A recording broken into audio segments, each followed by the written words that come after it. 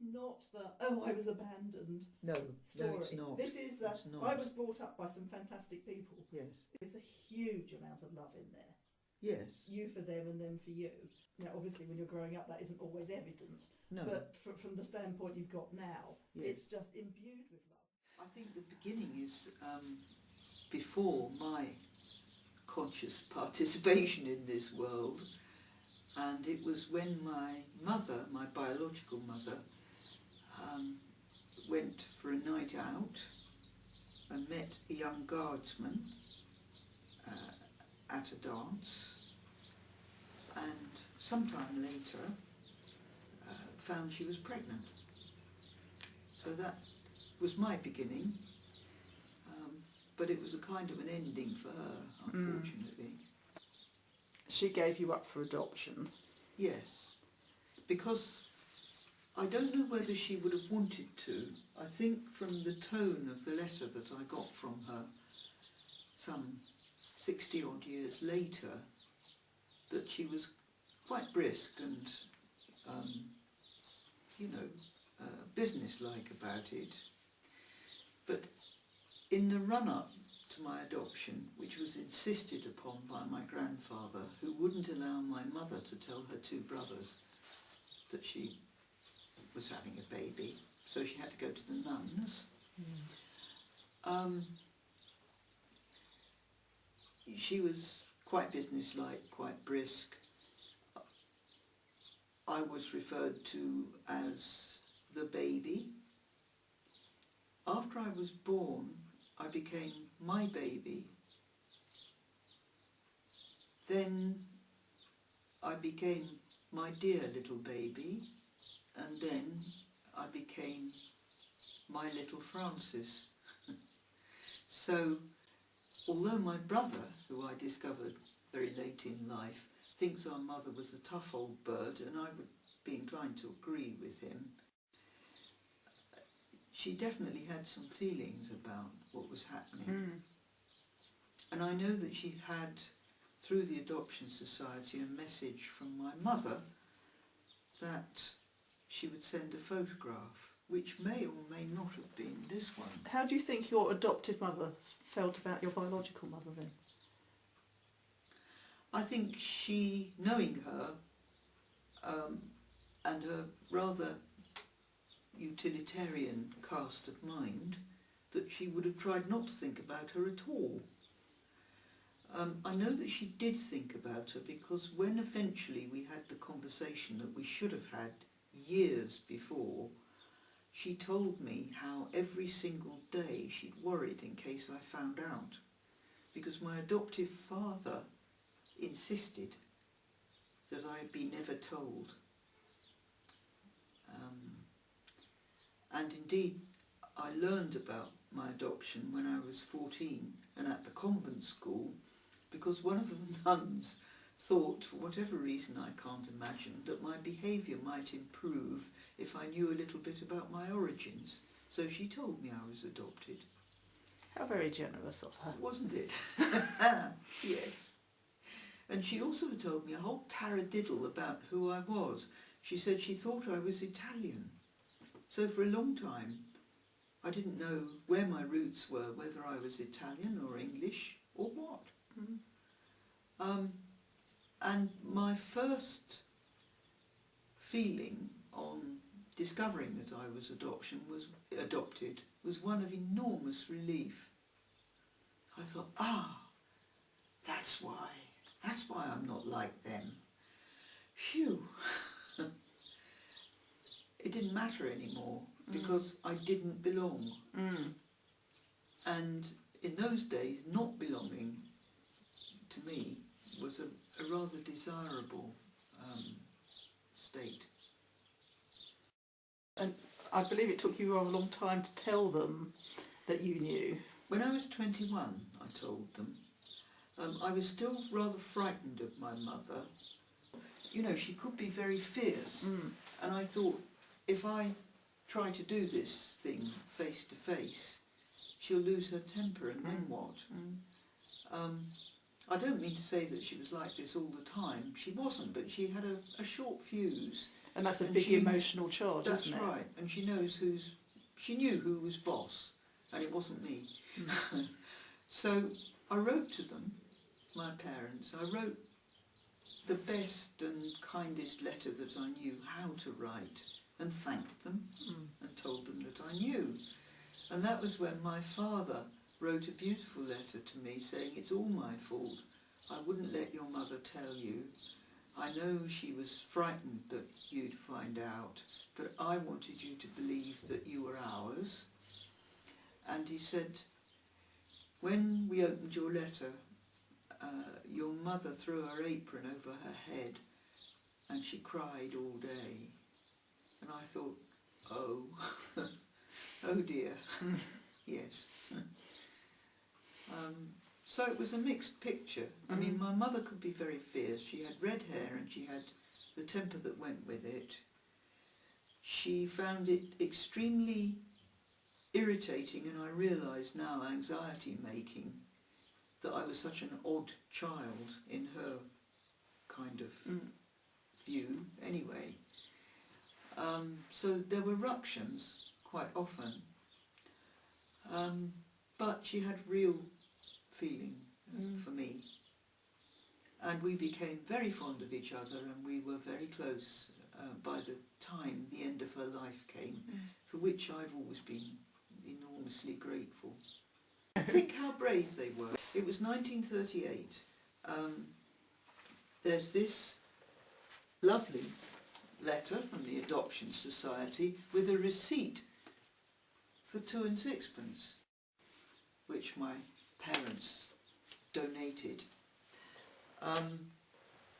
They got absolutely, as far as I can understand, they got no help whatsoever in knowing how to deal with a small baby. My mother knew how to deal with small babies. My mother was one of 13. No, wait a minute, I lie. One died early, 14.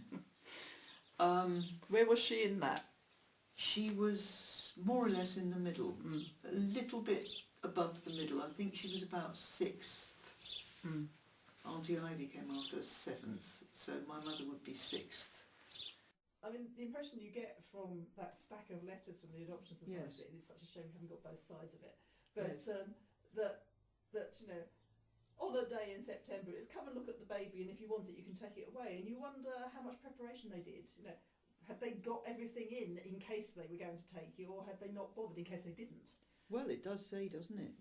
No need to bring any clothes. Baby will have a small parcel. Yes. And if you like her, you may take her.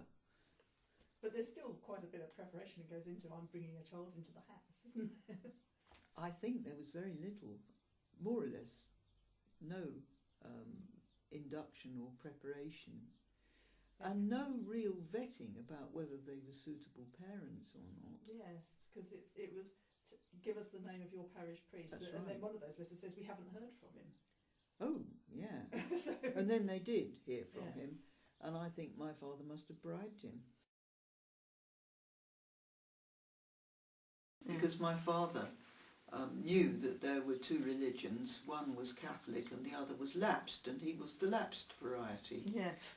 So, I mean, when I was a small girl, he knew that he ought to take me to church, so periodically he would. And it was quite a walk to the nearest Catholic church. I didn't know what the hell was going on when we got there, but on the way there was a garden with gnomes in it. So I loved going to church because of the gnomes. How But old when were we you? got there were all these blokes walking about in dresses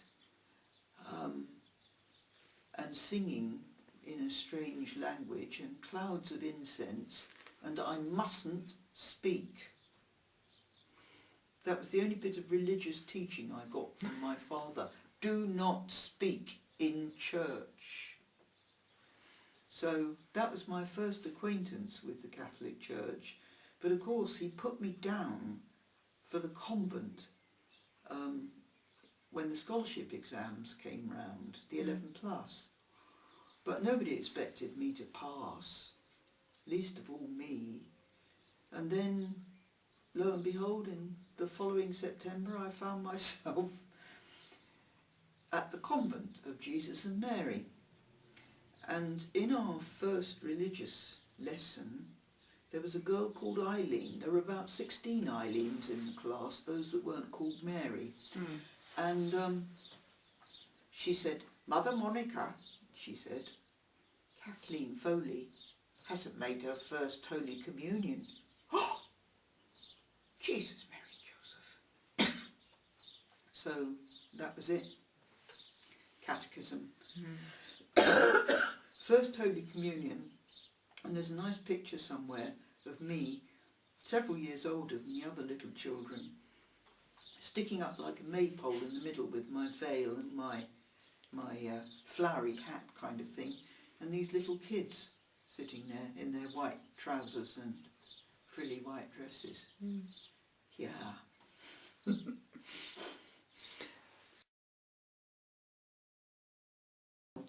When my parents got me home, alas, for them, my mother thought, no baby of mine is going to be on National Dried. They'd given her a tin of National Dried to go with, no baby of mine, and she'd bought in some Oster milk. But it turns out that I have a reaction to cow's milk. So for the first 3 weeks that I was with them, I screamed relentlessly the whole time. And my mother got more and more and more frantic, and from then on it was downhill all the way, especially with food, because I quickly realised that my only source of power was to refuse to eat, which I did at regular intervals. And I would sit with my arms folded, glaring at my cod or my liver, if we could get either. And my mother would say, "You'll sit there till you do," but I didn't. So, very character forming that.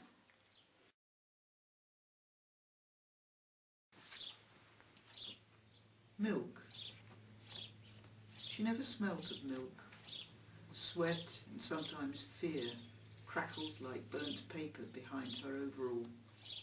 When the doodlebug's clockwork stopped, quiet as a feather, and she crammed my face into butcher's sawdust, pine and greasy blood. When I coughed, or wouldn't coax cold gobs of cod into my mouth, squared off to cry. When, in my new stilettos and sugar-starched slip, creaking like ice, I limped home after midnight. When my father, twisting in the smoke of pain, refused to die until she said the word, crossly, at last. When lavender soap, clean sheets, stale air and disinfectant replacing sweat, she stared down death like Jack in its box. But worst, when her breasts ached, I roared, the landlady tutted, my borrowed father sighed. She never smelt of milk.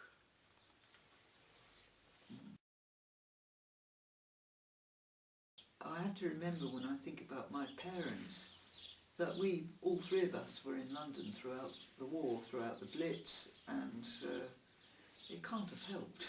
No, it can't. How come you weren't evacuated? My mother wouldn't let me go. Having got you, she was hanging on. Exactly. Yeah. This is absolutely what she did. Yes. She wouldn't let me go. She wouldn't leave my father on his own in London, and she didn't want me to go. Mind you, I was very small then. I was only 2. So, No, they don't. 1, actually, 2. Anyway. Yeah. Yeah. They'd have evacuated her with you, wouldn't Yeah. they? No, she wasn't expected to leave him. So, this poem is part of the Don't Touch Garden, and it actually is located, to begin with anyway, on my 5th birthday, when my Auntie Bella, who was a clippy, do you know what a clippy is? Oh, I know what a clippy You is. know but what a clippy they is? won't Okay. necessarily. A woman who is covered in straps and a kind of tin thing round her middle, and with springs, and you press the knob and out pops a cardboard ticket on the buses. Yeah? Make it sound like an automaton. Yeah. All the colour bled suddenly from the day. It had been haycock yellow, except in the green shadows, where hens tumbled their sleepy vowels like sifted grain. Roses, soft as creamy butter on the back fence, delphiniums, a tower of blue eyes fearlessly gazing at the sky. No sirens. Me in my new pink sundress, my mum leaning against the shelter's hot corrugated side, and birthday cake for tea. Else! Else! He's missing! Electric red hair squashed, a clippy hat, half-moons of sweat, her grey summer uniform acrid with grief. Auntie Bella likes a good time. Now, payment's due. Wrenches at the afternoon clock. Put the hands back, don't let it happen. God, I will be good. My Bert was good to me. Not in front of her. My mother takes her arm, moves her firmly down the path. Their voices murmur. Bella's rises, a sudden wild rain. Shh. Nothing must be named. Too late. Final as a siren or a bomb, marking before and after, somewhere in France and here, all the colour has bled from the day. There's something about a soldier, something about a soldier. Your Uncle Bert's gone to be with the angels. You mustn't be sad. But I'm not. Though she's looking in the mirror as she does my plaits to see if I cry. Had I better? 2 pairs of brown eyes, crudely matched. Hers tawny, lion-bold, mine peat-water, glance off each other at the quicksilver, waiting to see who blinks first. No good. Uncle Bert's a composite. All the soldiers in the street. Hairy khaki, polished pontoon boots, hard buttocks, great hands offering chocolate, easing their belts, crotches and vulnerable necks. The angels are welcome. Now Diane and Peter have got no dad. Does she want me to cry? I can't. Sidestep, quick. Did he kill lots of Germans, Mum?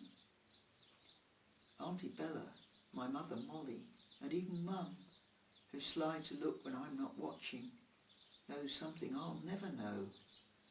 Something about a soldier, something about a soldier, something about a soldier that is fine, fine, fine.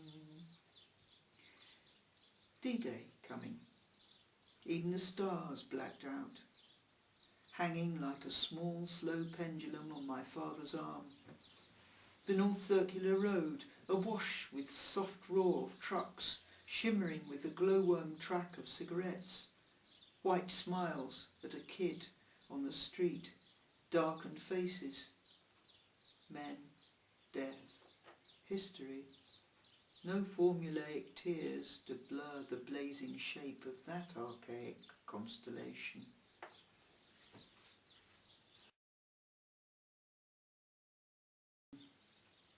My Auntie Bella, the one that was in that poem, died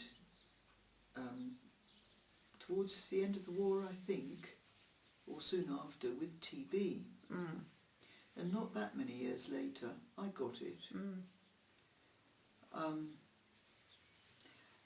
And I was pretty ill. And in fact, one of the nuns at school, dear Mother Stanislaus, said to me, Kathleen, I think you have tuberculosis, but don't worry, St. Teresa died of it.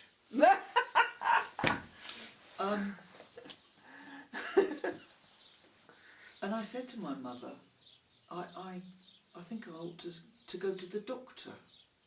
You don't need a doctor, she said, thank God for your good health. And I was coughing and spluttering and bringing up the odd bit of blood and was skinny as all get out and pale. But she wouldn't have it. Such was the strength of her desire to hang on to me at all costs. Her way of doing it was, you know, a grapple. in extremis like that. She couldn't face the idea that I had TB as well as my Auntie Bella, who she was very fond of and had lost.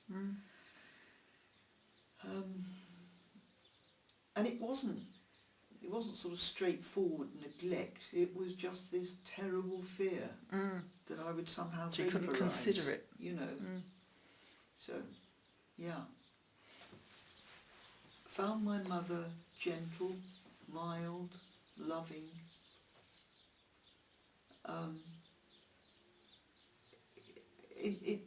I mean, she had a difficult time in that my relatives on her side, and I'm not so sure about my father's relatives, didn't see quite, it didn't matter so much somehow. But my mother's brothers and sisters, particularly sisters, according to my cousin Nancy, who's mentioned in the dedication of this book and is lovely and is my memory bank, she said, well, she said, when you used to come, they'd have been going and they'd stop. And they wouldn't speak in front of us and they wouldn't speak in front of you, but they were talking about you.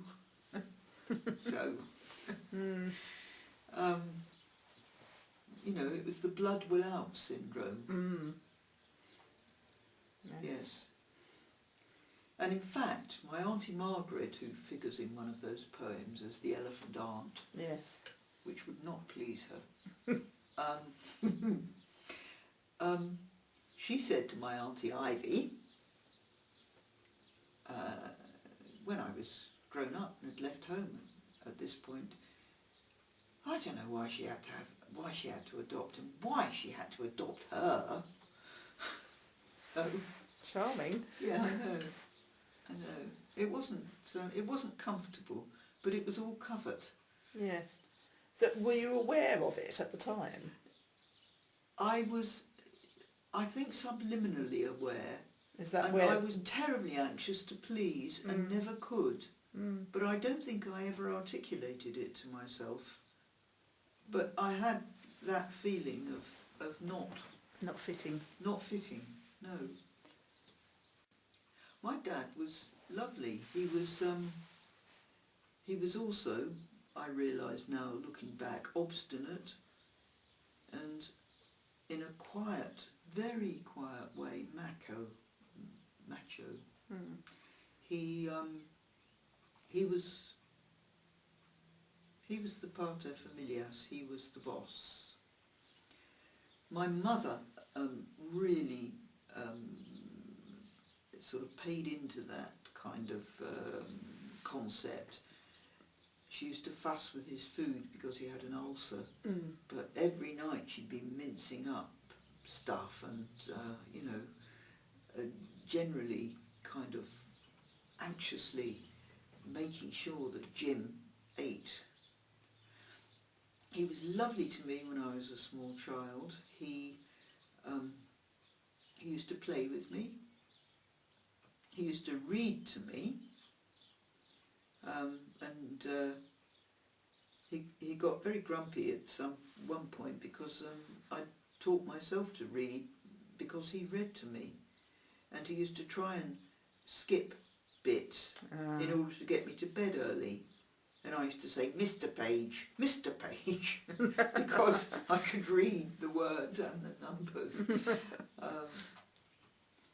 But he was a nice man and he was generally very much liked.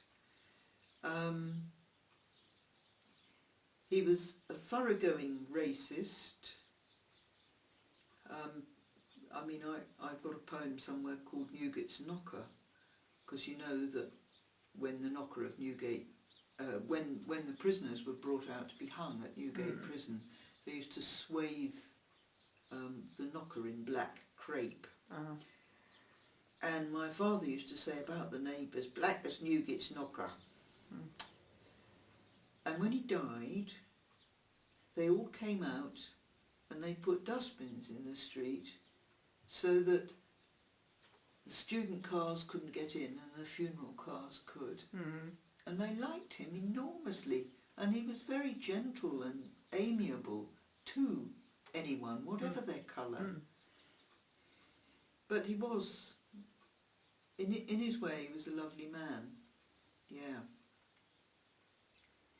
And of course my mother, although she wasn't fluent at writing, and she didn't really know what punctuation was for, she could tell wonderful stories, not from her imagination but from her memory. Mm. And I think that's where my interest in narrative comes from. And I think that's my legacy from my mother, that fascination with storytelling, with narrative. Your cover now goes with, very well with later I found her in the Don't Touch garden, stolen cuttings sticking from her handbag, face to the late sun.